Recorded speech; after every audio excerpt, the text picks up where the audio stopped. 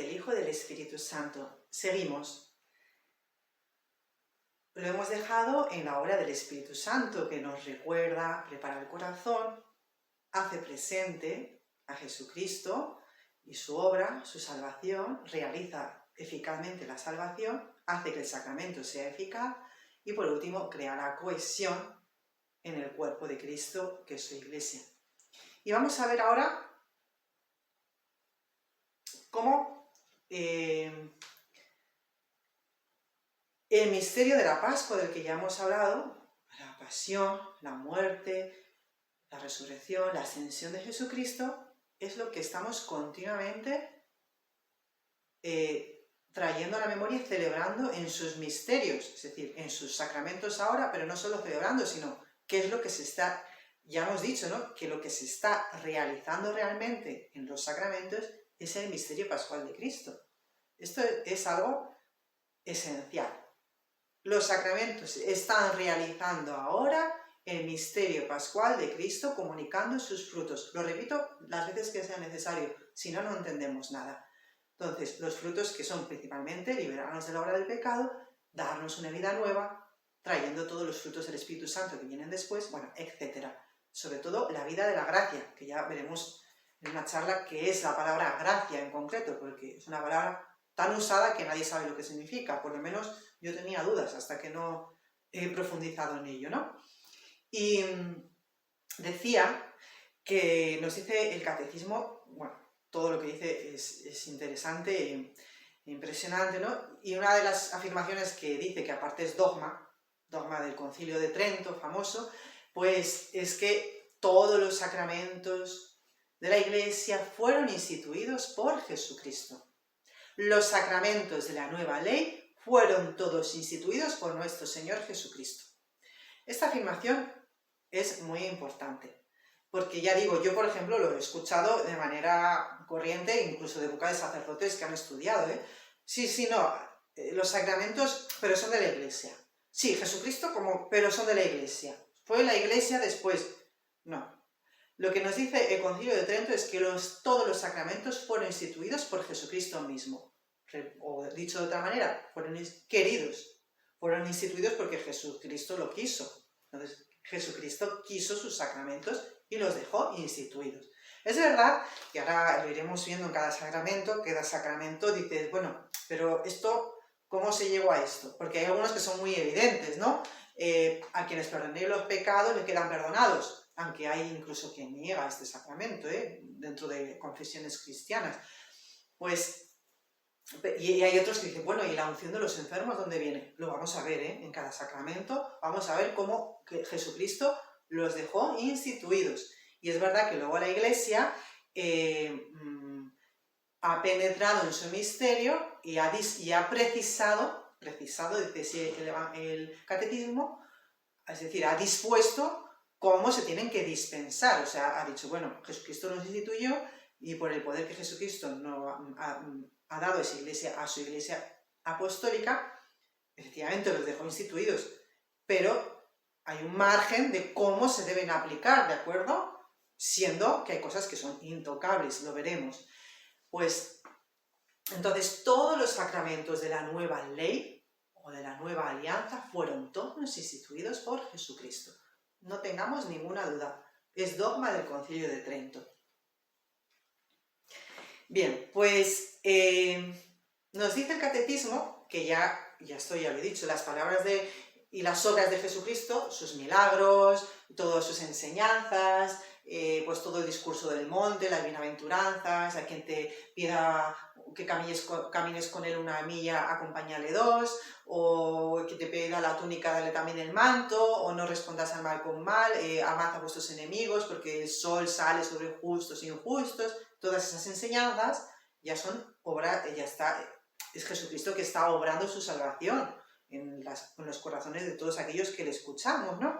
Y también sus milagros, pues son regalos en concreto, pero no solo son regalos, sino que están manifestando quién es. Como dice San Juan, son signos. Caná es un signo, no solo es que la boda fue muy divertida a raíz del buen vino vivo después, sino que es un signo de quién era Jesucristo y de lo que venía a hacer, de su salvación, ¿no? De la sangre de Jesucristo que iba a derramar después. Eso es Caná.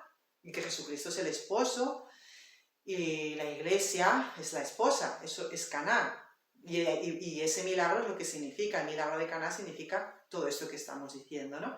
Bueno, pues dice el catecismo que sus palabras y acciones ya estaban salvando, ya estaban introduciendo a todos los que le escuchaban en el misterio divino, ya estaba santificando, haciendo a las almas santas. ¿A quiénes? A todos los que las acogían, porque quienes no las acogían estaban ganando su propia perdición. Eso también lo dice Jesús, ¿no? Que todo aquel que o estás conmigo o estás contra mí, pero no hay término medio. Vale. Entonces, nos dice el catecismo que los misterios de su vida, de la vida de Cristo, son el fundamento de la gracia que dispensa ahora en sus sacramentos. Vale, lo repito, los misterios de la vida terrena de Cristo es el fundamento de lo que Él dispensa en sus sacramentos por medio de sus sacerdotes, de sus ministros. Veremos lo que es el orden sacerdotal, ¿no?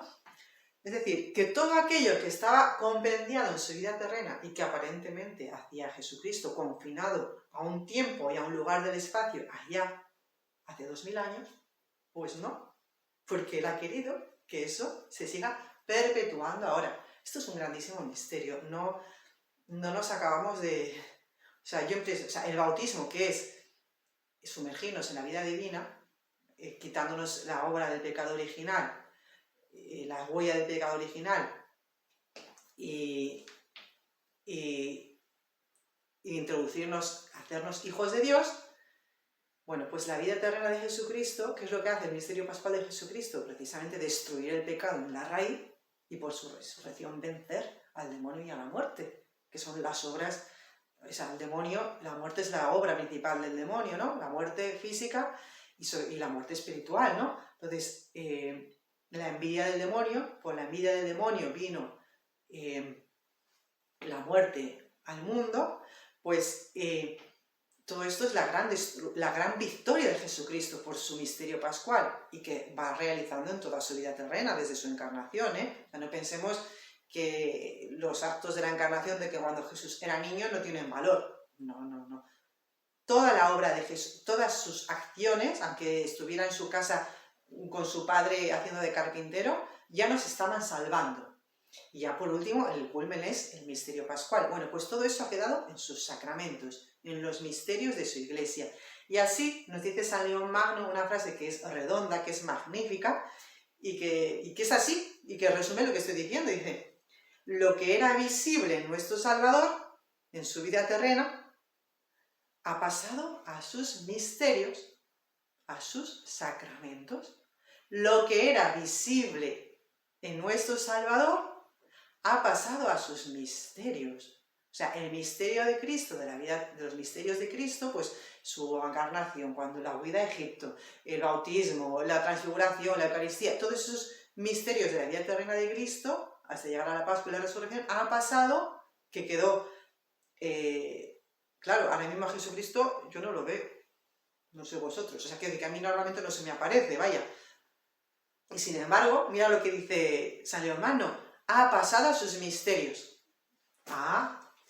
Quiere decir que tenemos a Jesucristo vivo, presente. Ese será el misterio de la Eucaristía. Será que no lo vemos, pero está. Y por lo tanto está actuando exactamente igual. Esto lo decía mucho Santa Teresa de Jesús. Bueno, lo decía cuando hablaba del Padre Nuestro, de danos hoy nuestro pan de cada día. Dice, es que se ríe, dice, ya me río de aquellos que dicen que les gustaría vivir en tiempos de Jesucristo para verle, hablar y actuar. Dice, no, si es que está exactamente igual ahora a la Eucaristía.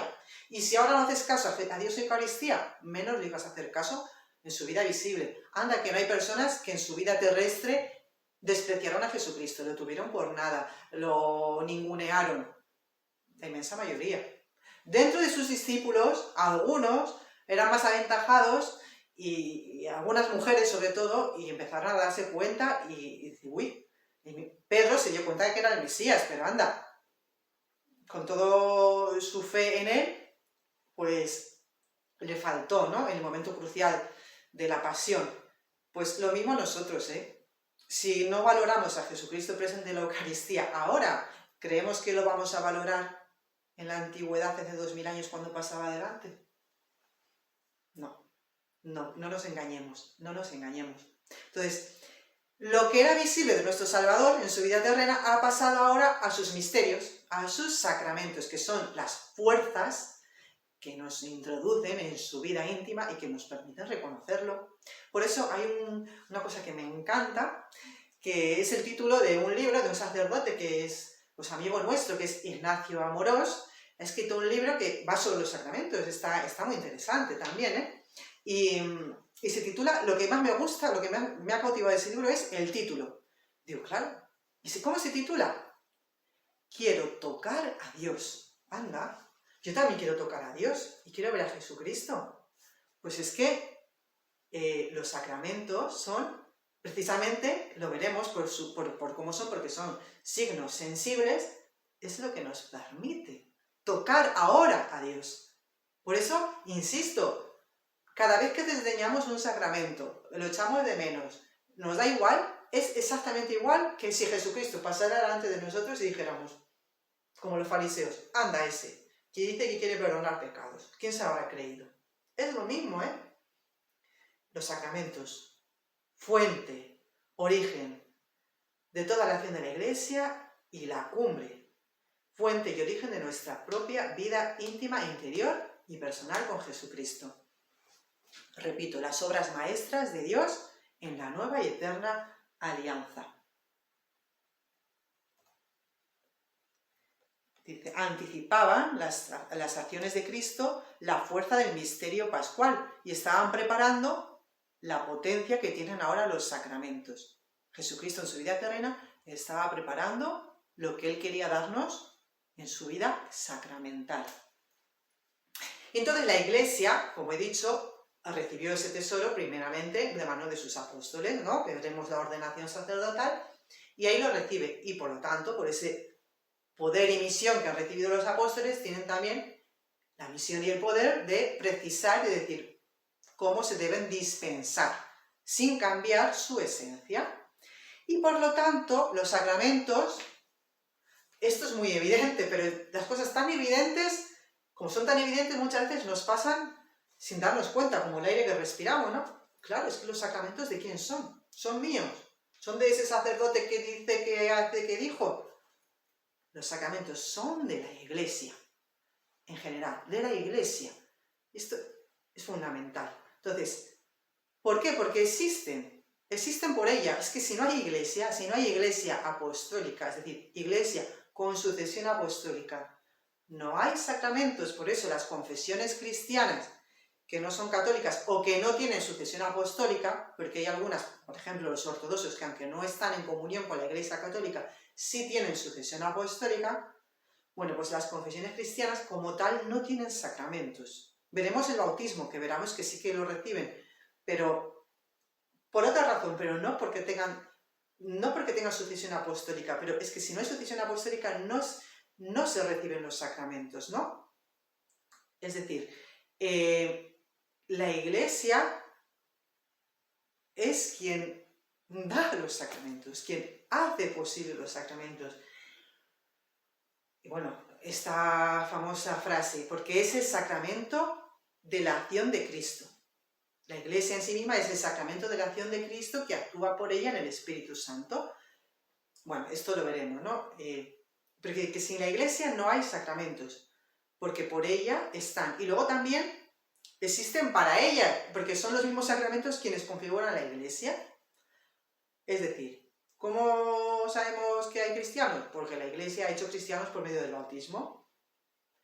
¿Cómo ha hecho cristianos? Pues por medio del sacerdocio, que ha dado la capacidad de bautizar.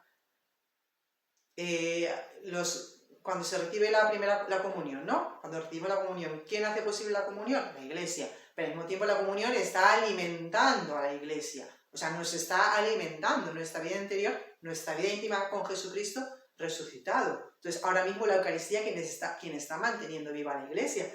Por lo tanto, la Eucaristía, los sacramentos en general, existen para la Iglesia.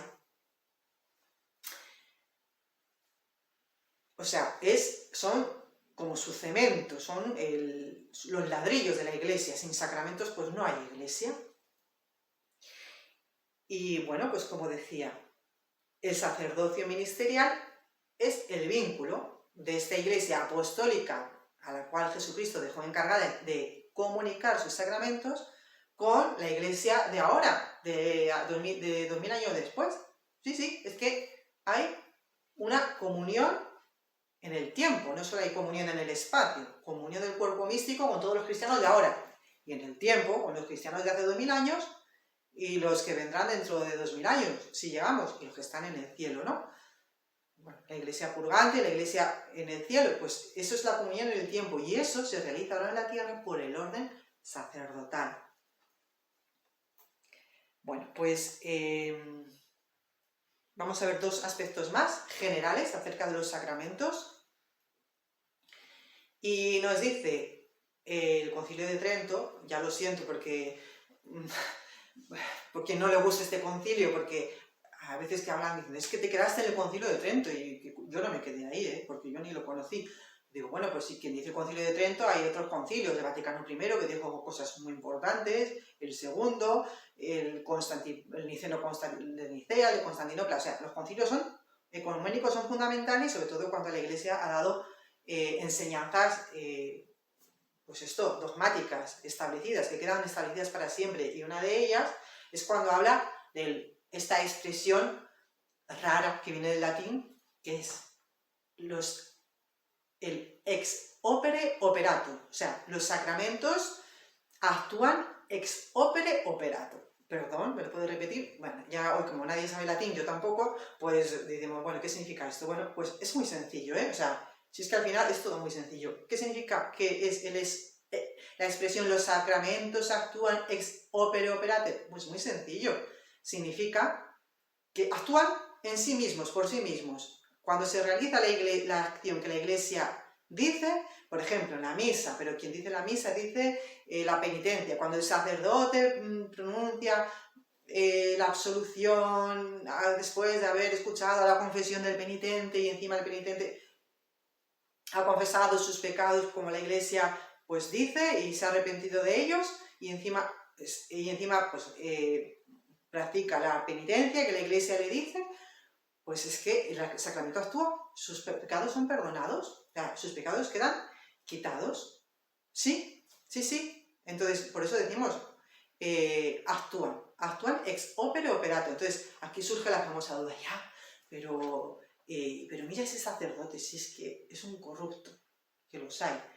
Ya, pero es que precisamente esta afirmación del Concilio de Trento salió porque había personas que habían caído en esa duda, es decir, pero ¿cómo es posible que un sacerdote que ha actuado mal, que además vive con una mujer de mala manera, o yo qué sé, o que encima roba, que lo sabemos todos, y que encima es mala persona, ¿cómo sabemos que ese sacramento es válido? Bueno, pues nos dice la Iglesia que con toda certeza no debemos tener dudas. Si ha hecho lo que la Iglesia le ha dicho, ¿vale? Que es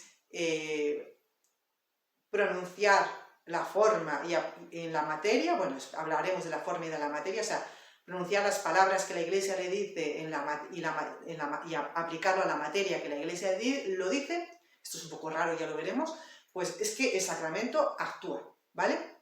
Pero no debemos quedarnos solo en claro, decir, bueno, claro, como actúa, pues entonces yo voy a misa los domingos y que actúe la Eucaristía y comulgo.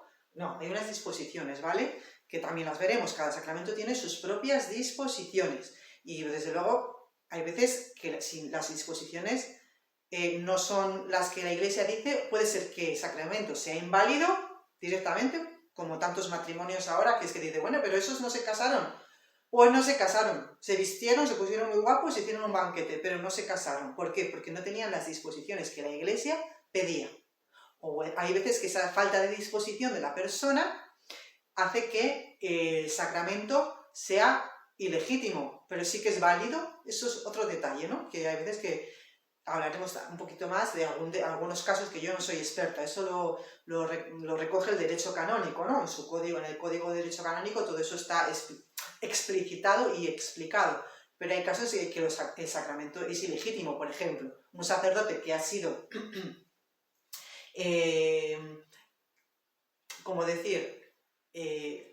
declarado de la Iglesia, suspendido como sacerdote en la iglesia, o sea, sigue siendo sacerdote, pero ha sido suspendido del ejercicio de su ministerio, si celebra los sacramentos, la Eucaristía o la penitencia, son sacramentos ilegítimos, pero no quiere decir que sean inválidos, ¿vale? Son distinciones.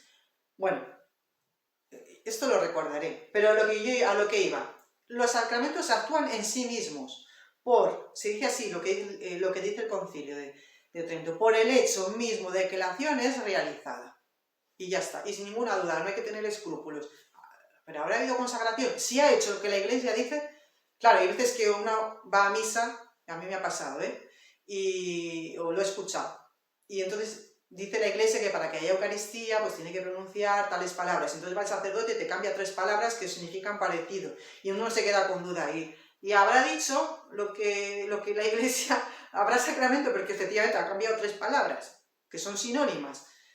Y uno se queda con dudas, por eso hay que andar con mucho cuidado. Los sacramentos es lo más sagrado que tiene la Iglesia, y manipularlo es como manipular la escritura, Como dice el Apocalipsis, quien quite o ponga, al final del Apocalipsis, quien quite o ponga más de lo que hay aquí puesto, dará cuenta a Dios, porque es lo más sagrado que tiene la Iglesia. Pero a lo que iba, los sacramentos tienen acción en sí mismos, por la acción que es realizada, por el hecho mismo, y ya está. Ex opere operantis, ¿vale? Y sin embargo también el fruto de estos sacramentos depende de la disposición de los que los recibimos. Claro, porque es posible que haya santos y gente que no es santa si es que todos han ido a misa desde niños. Por esta razón, busquemos otra. La disposición por la cual nosotros recibimos los sacramentos es la que determina el grado de santidad que Dios quiere darnos, porque Dios, tenemos la absoluta certeza, quiere hacernos santos. Entonces, si no hemos llegado a la santidad, vale, no quiere decir que seamos famosos, si no hemos llegado a la santidad es porque no hemos recibido la gracia que Dios quiere darnos en sus sacramentos, pero que nos la da, de hecho nos la da. Es decir, que no tenemos las disposiciones. Es así, no le demos más vueltas. Si no tenemos las disposiciones adecuadas, no recibimos todo el fruto que Jesucristo nos quiere dar a través de estos sacramentos. Entonces, ya para concluir por ahora,